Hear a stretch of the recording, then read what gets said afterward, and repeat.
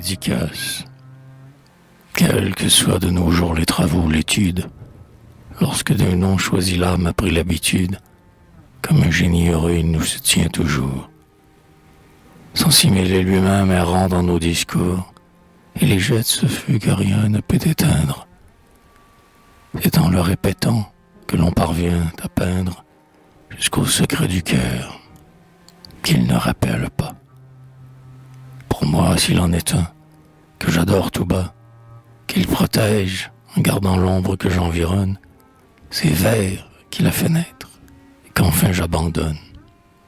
Que ce nom soit celui d'un ami regretté, dont mon foyer désert aimait l'intimité, qu'il soit celui d'une ombre invisible et chérie, qui consulte souvent ma jeunesse flétrie, qu'il soit celui d'un frère, ou celui d'une sœur, qu'il soit si doux qu'un ange enivrait sa douceur, que je l'ai embelli de toute ma tendresse, et que je l'idolâtre en l'accusant sans cesse, qu'il ne soit plus pour moi qu'un amer souvenir, ou le gage enivrant d'un céleste avenir. Ce nom, ce n'est pas moi dont on pourrait l'apprendre. Si je le révélais, qui voudrait me comprendre? Quel qu'il soit, c'est à lui que j'offrirai ces vers, mes derniers chants et mes derniers concerts. L'être qui le portait n'existe plus peut-être, mais s'il existe encore, il doit se reconnaître. Oui, s'il est dans le monde un être dont les yeux s'arrêtent pour chercher ce nom mystérieux, un être dont la voix s'élève pour lui dire que ce nom, c'est le sien, que j'aurais peur d'écrire, et si son cœur alors, qui croira m'écouter, à force d'être sûr, finissait par douter, c'est à lui que je parle, à lui que je m'adresse, à lui que je rêvais quand j'ai chanté la Grèce. C'est lui que j'aime, à lui que j'ai donné mes jours, lui qui m'inspire encore, qui m'inspirera toujours.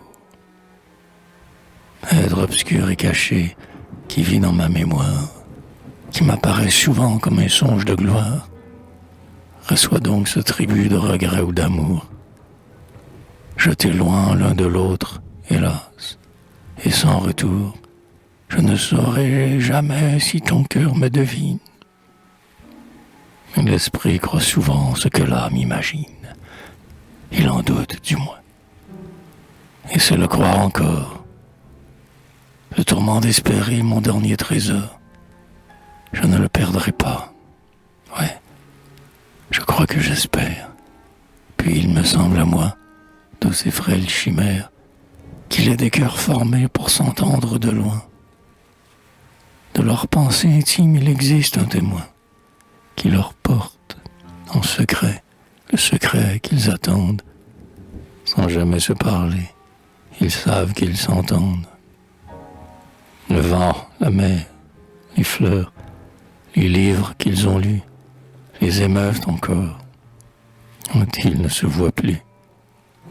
Et dans le même instant vent, à travers l'absence d'un amour qui s'ignore éveiller la puissance. Et ce que font les fleurs, ou les vents, ou les mers, pourquoi ne pourrions-nous l'espérer de nos vers? Ces vers tout imprégnés du nom qui les enflamme, avant de les écrire, ont passé par mon âme. Pourquoi n'irait-il pas, comme elle palpitant, retentir dans une autre, et retentir longtemps? Ouais, j'en crois ma pensée, et plus encore peut-être, je saurais deviner, si je suis sûr de l'être. Et son cœur, en lisant ses aveux imparfaits, battra comme le mien, tandis que je l'ai fait.